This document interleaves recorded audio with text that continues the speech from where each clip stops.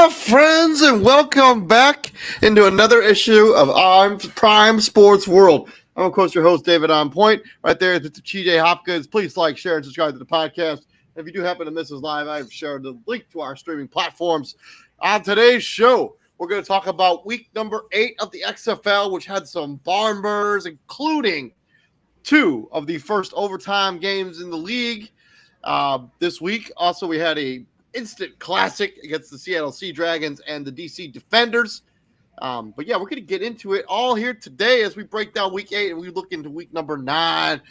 Welcome into the show. I'm Dave Hummel. Right there's my co-host, Mr. TJ Hopkins. And TJ, yeah, I'm still pretty sick, but I'm trucking through, man. I'm trucking through. Good to hear it. I went to the gym again. I went to the gym. Another leg day. There you I'm go. living. I haven't been to the gym since Saturday, but I will be going back tomorrow. See, that's how I know you're old, because you go drinking, you get sick. It takes you a minute to bounce back. You get sick too. I almost never get sick, man. The fact that I'm sick is pretty rare that I get sick. Like I actually think it's because I go in the sauna so much that it keeps me from getting sick. That's something we gotta look up. That's something we gotta look up. Because I'm in the sauna like 5 days a week, and like I almost never get sick. And then I went camping this past weekend, and it was like 20 degrees at night on Saturday. And yeah, when I woke up, I was like shivering. I was like, "Oh my god, it's so cold!" And yeah, I have felt like crap ever since. So, oh wow. Yeah. So, but yeah, we're talking about week number 8. Let's talk about the XFL. What did you like about this week? We got our first 2 overtime games. I was always curious. I'm like, all right, how is this gonna play out? Like, we didn't even know the rules. People didn't even know the overtime rules till the games went to overtime, and I like it. It's like college OT, but different. It's like it's like a soccer shootout mixed with college overtime rules. So like every conversion, or every attempt is a 2-point conversion, but you only get 3. Right, like you only get 3, and it's like you got to stop them and score, and like stop them again, and then you win, or it's the other way around. Yep. Right. I think you only get one play, right? You get one play. Yeah. You only get one attempt, and you get if it's tied after 3, or right, if it's tied after 3, you go into a 4th one, which is a sudden death. Yeah. Which I thought the overtime rules were very interesting. I think we also we crowned an MVP this weekend as well. I think Jordan Tiamo has basically, you can start to etch his name in that trophy now. Yeah, with AJ McCarron not playing. Yeah, and Ben DiNucci losing that matchup against the 2, which was a classic. We'll talk about it here. We'll talk about it here in a few minutes. Let's just talk about the first game. Let's talk about the Battlehawks beating the Vipers. This game was in St. Louis again with a 35,000+ people in attendance there in St. Louis, as they are way behind their Battlehawks. That team moved 6-2 and ever closer to a playoff berth. So now they win 21-17. Jalen McClendon, 13 of 23, 159 yards and a touchdown. He was also leading rusher for Vegas. Johnny Lovett also had a rushing touchdown. Jeremiah Allison had the one receiving touchdown for the Vegas Vipers. On the other side, obviously, we just mentioned AJ McCarron was injured at the tail end of last week. Did not play in this game. They had 2 quarterbacks that took one quarterback took a majority of the snaps. He went 19 of 34, 194 yards, 1 touchdown, and 2 interceptions. One of the interceptions he threw was really, really bad. But the touchdown he had, the 2-point conversion on that same drive, was kind of like a Spinner-Rooney, John Elway play. It was really cool. And then Marcel Aitman, leading receiver, 4 catches for 67 yards. Gary Jennings and Akeem Butler scored a touchdown. Akeem Butler seems to get a touchdown every single week. Bro, it is like you can tell. Like he does not belong in the XFL. Like that. Yeah, he's massive. Like, like that big body. I'm like, oh, it's like, bro, that is a cheat. Did you see the fake punt touchdown? I tried to find it. I could not find it anywhere. Oh god, you got to see it. It's pretty sweet. It's pretty. Are you talking about on the Battlehawks side? Yes. I'm gonna watch it right now. I gotta watch But an ad, so hold on. That's gonna take me. But so yeah, I if you gotta want, watch him. if you want to break down just some of the stuff we saw, the quarterback Okay, play continues to hold back Vegas a little bit here. I'm not even gonna blame the quarterback play. I think McClendon was fine. I again, this was the first overtime game in XFL history. I feel like Oh, that was cool. I feel like Vegas got robbed. They had a 2 point in the OT. They had a conversion that would have won them the game. It got waved off due to an OPI, but Vegas had already used the challenge, so they didn't have any, so they couldn't challenge it, and it was a bad call. I think Vegas got robbed because if they call that, Vegas wins. If they don't call that, Vegas wins the game. And it was and they I'm being honest with you, it was ticky tack at best. Like they I, called he was called for a push off. It was ticky tack at best. I think that if I'm that ref, if I'm in that situation, I'm not throwing that flag because that wasn't an OPI to me. That wasn't enough of a push off to warrant a flag. And don't get me wrong, the Battlehawks defender, he did a hell of a job selling it. Like he threw his head back, all that other good stuff. I'm also not really sure how they're scoring these plays here. Like if you look at this, like the stat, like it's like they got. I just don't know how they're scoring this stuff. Like Vegas had 2 attempts and they didn't score, and St. Louis got 19 and 20. I don't know. I don't really understand the scoring system that they're implementing here.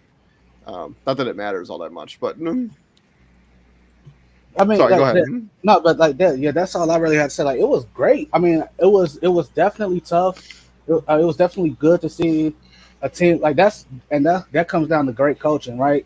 So, Anthony Brett, I think that's his name, the Battlehawks head coach. How do you prepare your team without its best player? Right? It's AJ McCarron is the engine that makes the Battlehawks go, right? Yep. First little bit of adversity, you don't even like you're not gonna have him at all for the game. It ain't like he played, got hurt, and wasn't coming back. Like no, opening kickoff, you didn't have him going into the game. It is well known and established that whoever would play quarterback for them that game, hey, it's his show. It is his. That's good coaching Yeah. because they didn't change nothing. They ain't changed. But now Vegas, the defense made it tough. I'm gonna give them that. They was in buddy. They was in his grill. They made it Yeah. rough. Forced 3 turnovers in this game. You know. Yeah, yeah. Hey, and I think with Vegas, it's you already said it. It's the quarterback play. Like it's all right. You had a great first game with Clinton. How you gonna do when they got film on you? Now they know who you are. Now they prepping for you. Like that's universal. I don't care. That is literally universal. You But by good? every major measurable that you could think of, like Vegas should have won this game. They won time Yes. possession by over 11 minutes. They had more total yards. They had less turnovers. They had more first downs in this game than St. Louis did. They did have more penalty yards. This is kind of what we talked about with just being undisciplined. And they ran the ball down the throat of the Battlehawks. 40 rush attempts in this game for the Vipers. You win that game. You win, and again, like I think what the change of momentum. What happened was the fake punt. Right? It's the fake punt. You're not expecting it. They're literally in no man's land, right? Like if this fake punt doesn't work, you get the ball literally at Midfield. midfield. Yeah, it was a 64-yard touchdown. So Right? So like if you don't if that doesn't work, or better yet, if they don't score, like they can have the conversion. You just don't have to let them score. That was kind of backbreaking because that made it a one score game. yeah, they were up. They were up 17-8 at that point in the game. Basically, you get a 3 and out. You think you're going to get off the field. You never expect that they're going to fake punt it from that spot. And lo and Nope. behold, what do they do? Lo and They go behold. for it. Yep. And then they go in and get the field goal to tie the game, and then they score on 2 of their drives in overtime. I And can't. they really I'm having a hard time following the way ESPN is doing the stats for overtime. and they real life had a on their chance to on their website. I just don't get what because each team was supposed to get 3 attempts, right?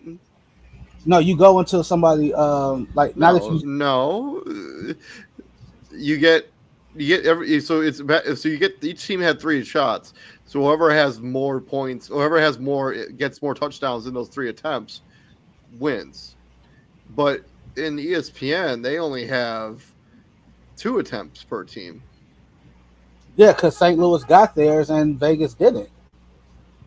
So I guess they didn't even do the third So attempt. no, no Vegas went first. They missed. Yeah, and they failed, and then and then the St. Louis St. got Louis got theirs, theirs. and then the Vipers failed again, and then St. Louis converted on their last one. I guess they didn't even attempt the third one because there was no No, point. because there was no point. That's game. Yeah, yeah. Okay. I guess ESPN just isn't putting they're just not putting this in a shockingly, ESPN is kind of being trashed when it comes to putting their stats in for the XFL. Like all it says is just it doesn't say any goal is 2. It doesn't even say which team it even I'm looking is. at it. Yeah, dude. What? I'm No, it look. I'm don't. look. I got the app. Like so, Vegas went first, right? It doesn't say It says that. two. Yes, bro. I'm looking right at it. Vegas went first. 2 point pass conversion failed. It's 17-17. Hakeem Butler passed from Nick Tiano. 2 point conversion successful. St. Louis 19-17. Yeah, I mean, yes. If you know if you know the team, if you know that those are the teams that play on whatever team they play on, right? That's fine. But if you're somebody who doesn't know and you're just looking at this and you see Bud goal at St. Louis 0, 2 point pass conversion fail, it doesn't give you any information. It doesn't tell you who had the football. Does this tell you? Does this tell you anything? Are you looking Zoom at in. this? If you can zoom in, What does it need to be zoomed in?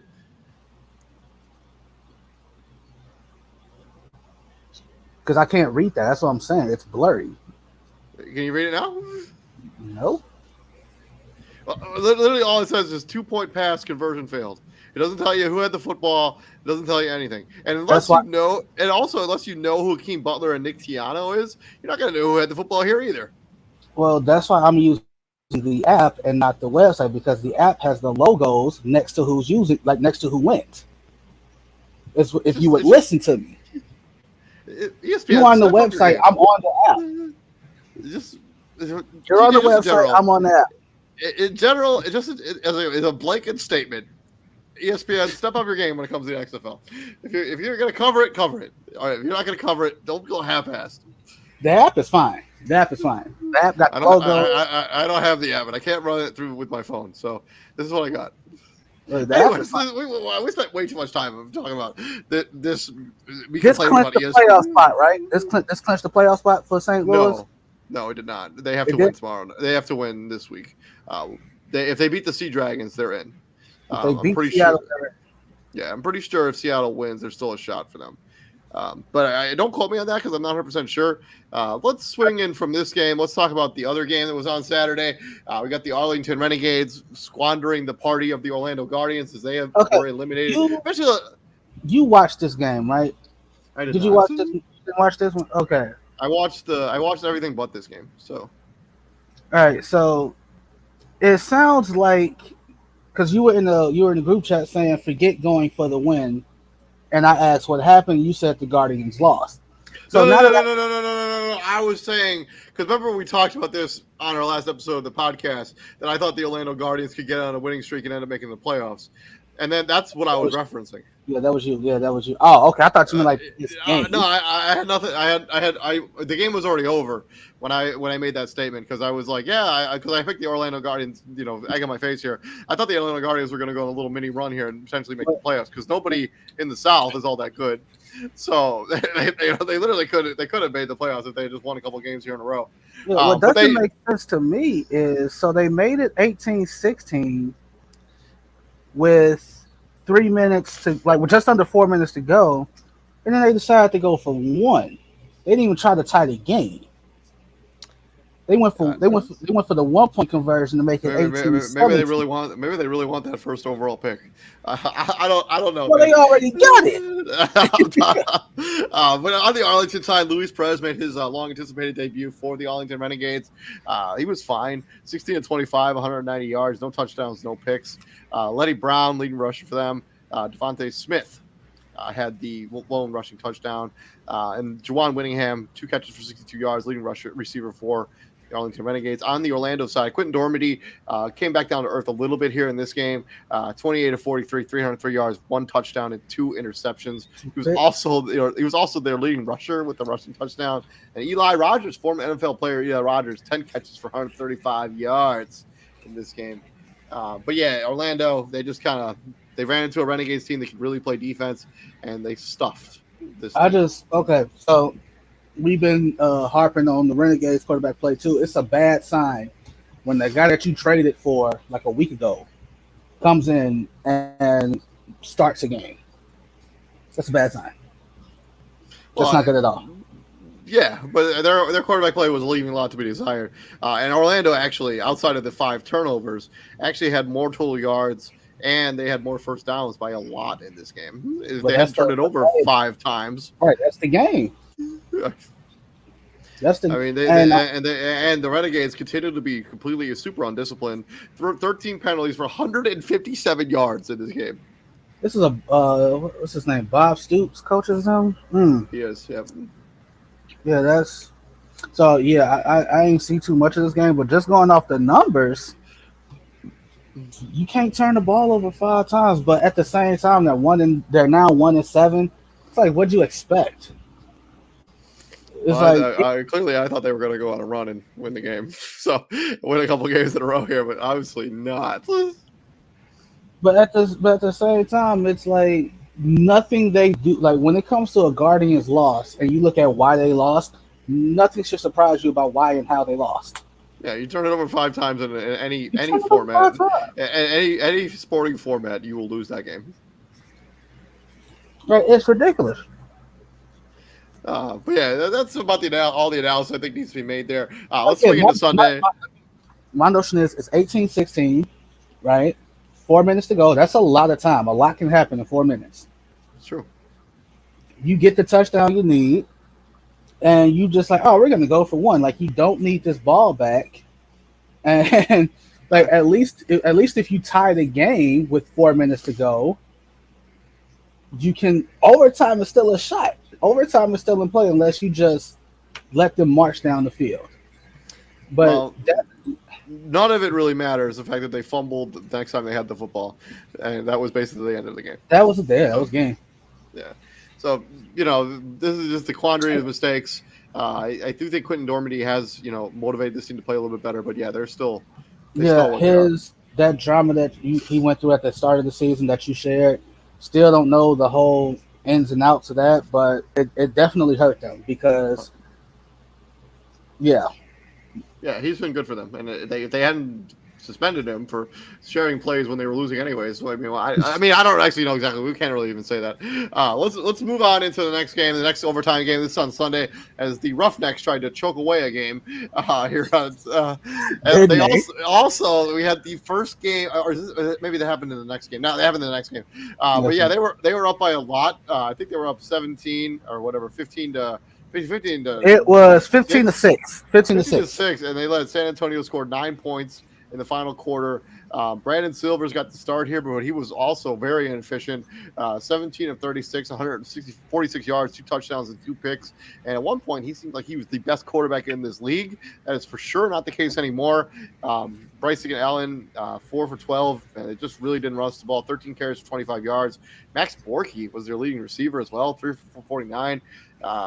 Burnett and Owens had the receiving touchdowns for the Houston Roughnecks. On the Brahma side of this, Jack Cohen continues to prove he's not good at this, man. Like 23 of 41, 190 yards, no touchdowns, and 2 interceptions. Jacquez Patrick continues to be a lone bright spot on this offense with 19 carries for 96 yards and a touchdown. It wouldn't surprise me in the slightest if he was playing on Sundays here very shortly. And Landon Akers, leading receiver, 5 catches for 62 yards.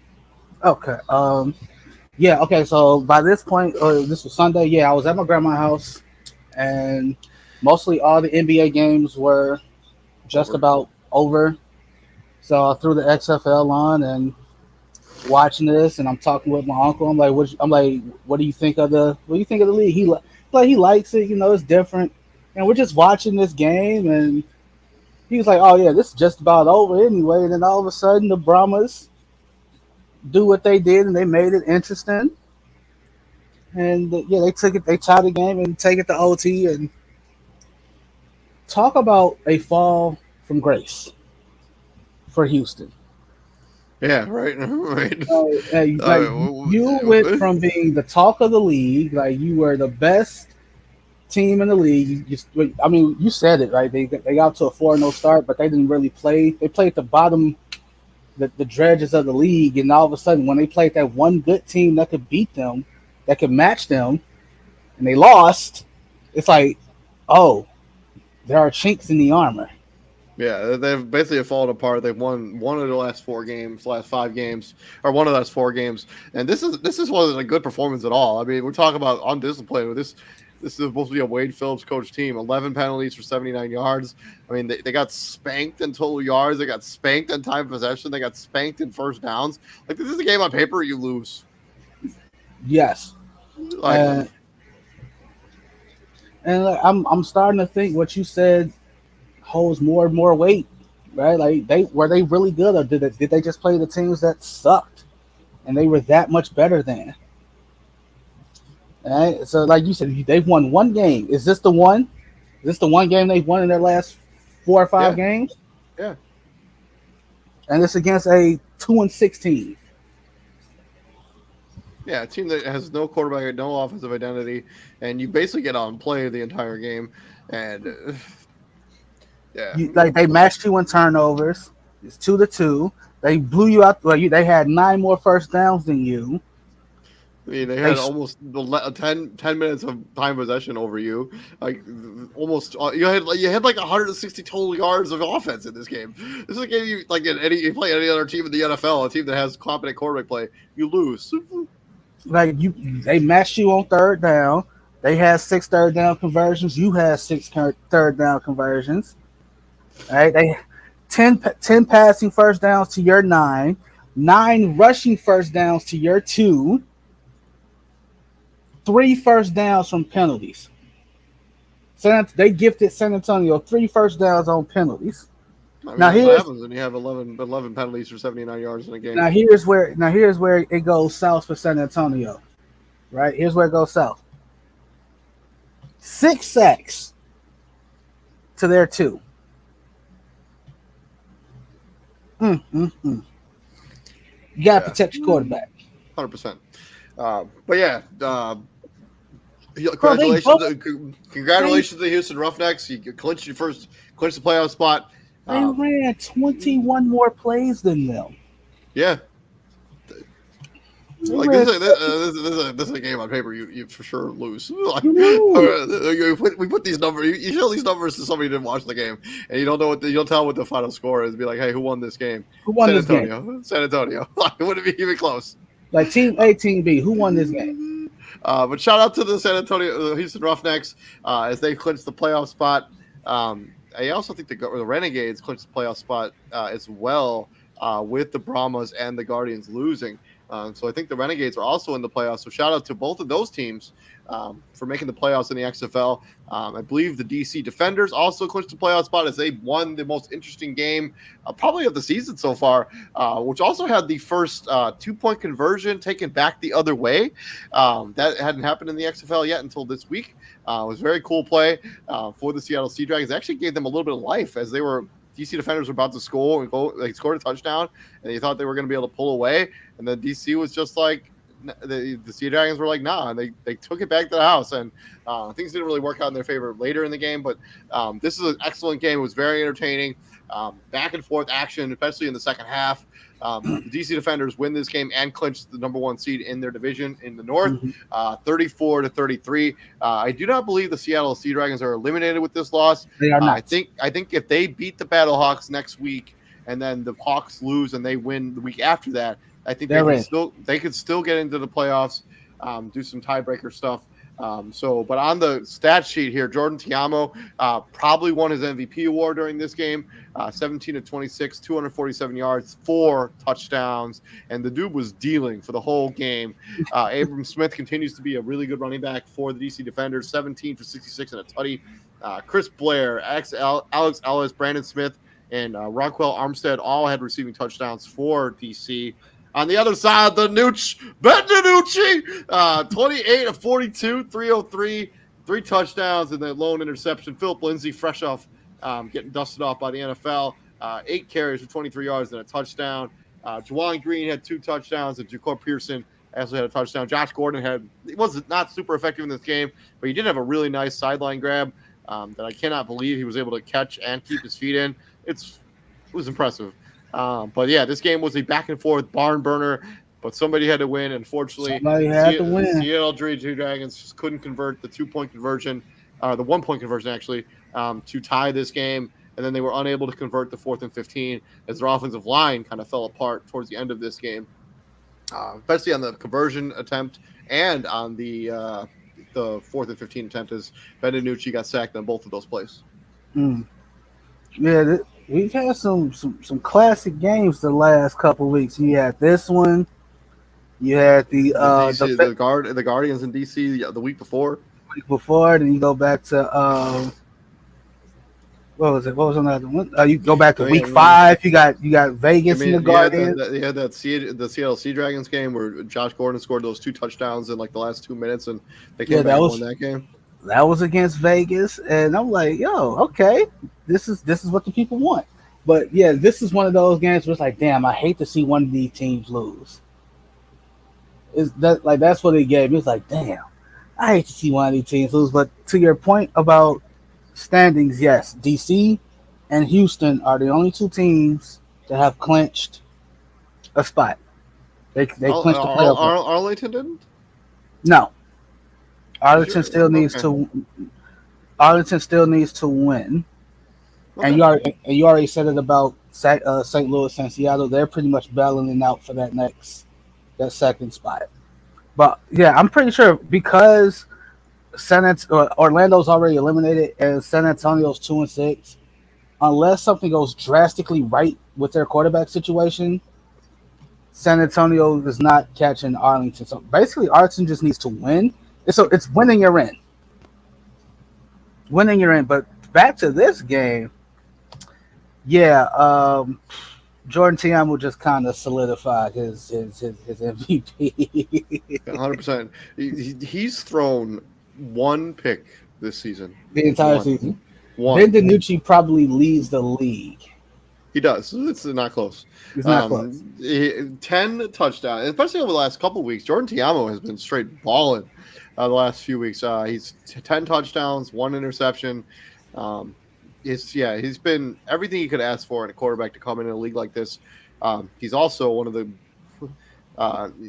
he's also like the 7th leading rusher in the XFL right now. Is it math? 8th? 1, 2, 3, 4, 8, 9th. He's the 9th leading rusher in the XFL to go with 10 touchdowns and 1 pick. Yeah, that'll do it. So, yeah, he solidified his MVP status here in this game. But, yeah, this is a game where, Seattle, they continue to claw and fight back. But DC is they're just a really good defensive team. When their defense really needed to make a stop on that 4th and down possession, they got pressure under the quarterback. When they really needed to stop that 2-point conversion, they were able to get pressure under the Nooch and force him into a bad decision. But to your point, like the clawing back, and I think the rules definitely play a role in this. 100%.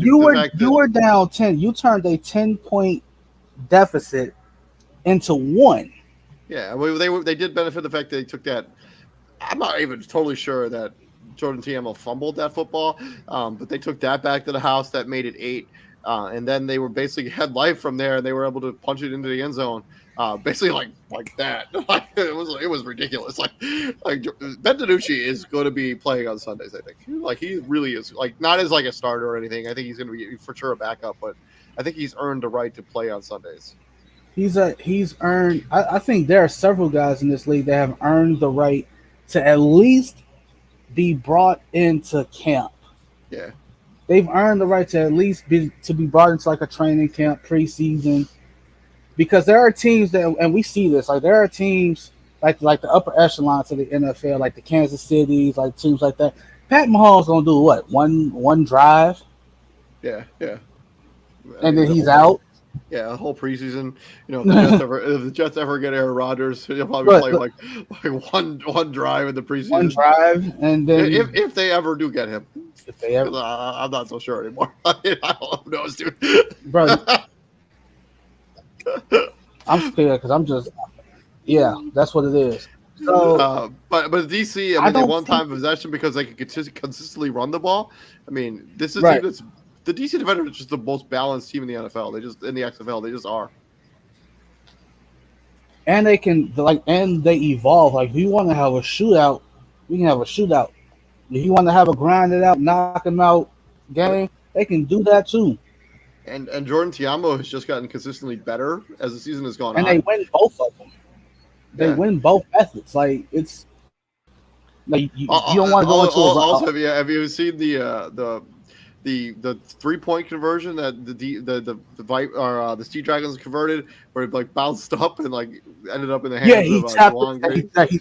He tapped it Yeah, too. Like, he tapped it too. Like, yeah, that yeah. was pretty cool. That was pretty I cool. guess actually that was a touchdown, not a 3-point conversion. But yeah, this is the XFL. Games like this is why the league is so great.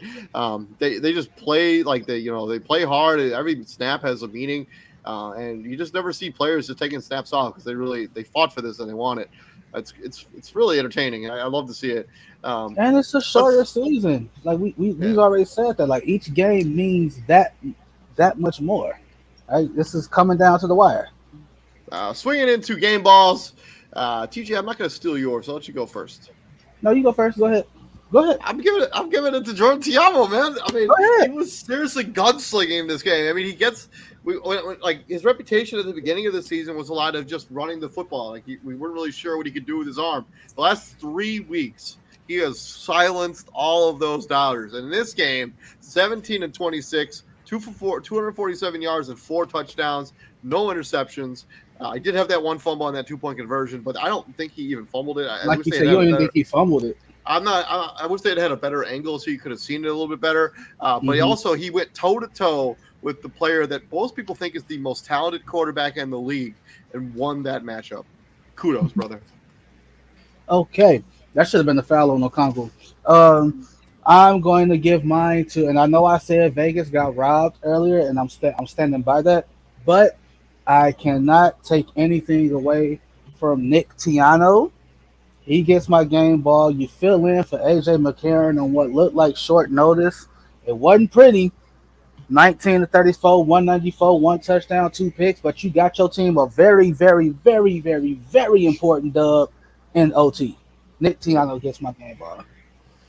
So let's swing into week number 9, and we got a Saturday night game. No Sunday night games, which is a little disappointing. But Saturday, we got the Vipers and the Roughnecks. Vipers have been eliminated, I believe, from playoff contention at 2-6. The Roughnecks are basically just, yeah, they have. Yes, Vegas is eliminated. Yes. We have the Roughnecks, who probably just need a morale booster game here. But TJ, who do you think wins against the Vipers and the Roughnecks? Well, I would say, if you can't, since you ain't going to play spoiler, but seeing how Houston's already in, you ain't spoiling nothing. So, yeah, Houston, just go out there, handle biz, rest your starters in the third quarter. Game should be over by the third. I'm also going to agree with you. I don't think this game will be over in the third quarter. I think the Roughnecks will keep things interesting because they haven't proved to be able to put teams away at all lately. And I think the Vipers, I know they've been eliminated from playoff contention, but you're not necessarily always just playing for just this season. Like, you also want to be able to play in the NFL, maybe in the summer or the fall. So you want to kind of play for that next contract. Right. So, yeah, I'm still taking the Roughnecks to win, but I expect this game to go down to the wire. The Vipers have lost some close games this season, games they should have won, where the record could be much, much different. I think there was a stretch of games where like they had to lead every game at halftime, and then they lost all 3 of them. So things could be different at for the them. start of the season, yeah. To the Saturday night game. I don't know why this game is on prime time. We got the Orlando Guardians going into San Antonio and taking on the Brahmas. I'm going to continue to roll with the Guardians. I think I've liked what I've seen out of them on offense, and the Brahmas just don't have good quarterback play. I'll take the Guardians to win this game. Oh, yeah. Dormany's probably going to throw a party. He's going to be feeling it, though, because that Brahmas defense is tough. Oh, yeah, they're going to get them. They're going to just get up. Yeah. To the next matchup, which is Sunday, 12 o'clock. We got the Renegades going into DC. The Renegades need to win this game in order to clinch their playoff spot. DC is already locked up basically everything they could lock up. Actually, I'm pretty sure they have it. Yeah, they have. Mm-hmm. But who do you think wins this game, the Defenders or the Renegades? Well, Renegades need this one. Like, again, it's winning your in, and this is tough because the game you got to win is against the best team in the league, right? And that's just your saving grace is the team that's quote unquote still mathematically in it, the Brahmas in your division, might lose their game too. No, they're gonna lose their game too. They're gonna lose that game. But yeah, I'm taking the Defenders to win this game. They're the best team in the league. I think they continue to roll it out. Give me the Defenders. I legit think they could start De'Aaron King for this game, and they would still win. Maybe, but I think Jordan Tiamo is going to continue this because I don't think you want to pull the momentum off from underneath him like this. And the crowd there in DC should be really good for this. I think it's the final home game of the season for them, at least the regular season. Again, on ESPN, I cannot just click on a team and check out their schedule. I have to go all the way to another website and check it there. Yeah, week 10, they're in San Antonio. Yeah, so this is their final. This is the final home game of the regular season. So expect that fan base to be out there in big numbers. Also ESPN. I know I constantly complain about this, but like I hate it. Like if I should be able to click on the Roughnecks and go to their team I know what page. you mean. I know what you mean. And like be able to check their schedule. I should be able to check the stats from like all of the players. I can't do any of that on the XFL page. Get better. To the game that should be probably on prime time. The XFL really kind of fumbled the ball here. I know the NBA playoffs is on, and I don't think they want to compete directly against the NBA playoffs. But still, I think there'll be enough of an fan base interest to watch this game on prime time Sunday Night Football. We got the Sea Dragons going into the Battlehawks, and this is basically a game where the Seattle Seahawks need to win the game in order to stay alive. The Battlehawks can clinch with the victory. I looked up AJ McCarron's status for this game. I have not been able to find it. I'm going to go on a limb here and assume he does not play in this game. But TJ, who do you think wins between the Sea Dragons and the Battlehawks with their playoff lives on the line? I'm going to go with Seattle because they need it. It means that, they need it. They absolutely need it. I'm going to go with Seattle. I think Nick Tiano was able to not catch Vegas off guard, but he did just enough against, let's be honest, he did just enough against a bad team to pull it out. And like I said, they got some help in the end there with a bad OPI call. They got some help in the end. I don't think Seattle, now, the one thing they got going for them is that home field. Right? It's going to be loud enough for the Nucci. Well, no, this game's actually in St. Louis. That's what I'm saying. It's going to be loud in there for him. Oh, yeah. I mean, this might be the max capacity. This might be the most fans they've had in a game this season. Considering what's on the line, St. Louis, you win, you clinch, and you eliminate Seattle, possibly. Seattle, if you win, you and St. Louis have the same record, and your playoff hopes, both of y'all playoff hopes come down to week 10. Yep. St. Louis plays the Orlando Guardians, and the Sea Dragons play the Vegas Vipers. But yeah, I'm also taking the Sea Dragons to win this game. If they have AJ McCarron back, I probably would change my vote. But if I see AJ McCarron on that field, what day is this? Sunday? Yeah, it's Sunday afternoon. If I see AJ McCarron on that field come Sunday, St. Louis is winning this one, and it's not going to be close. I mean, it's going to be close, but St. Louis is going to win. I agree with you, but that's been our Week 8 XFL recap and our Week number 9 predictions. Keep an eye out for all of our XFL content. Tomorrow, we're jumping back into the National Football League as we're going to be analyzing the offensive prospects of this year's draft. You will not want to miss that content. Thank you very much for joining us. Please like, share, and subscribe to the podcast. I've been David Huppin. Right there is my co-host, Mr. TJ Hopkins. And hopefully by tomorrow, TJ, I'll be feeling a whole lot better because I feel like that sinus. But if you need a day or two, I'll be all right. Take a day or two. I'll be all right. No, I'm serious. If you need a day, take a day. And TJ, what do we do here at the Prime, my friend? We bring the heat. Yes, sir. And we'll see you tomorrow, man. You have a good night, okay? See ya, man. Peace out, brother.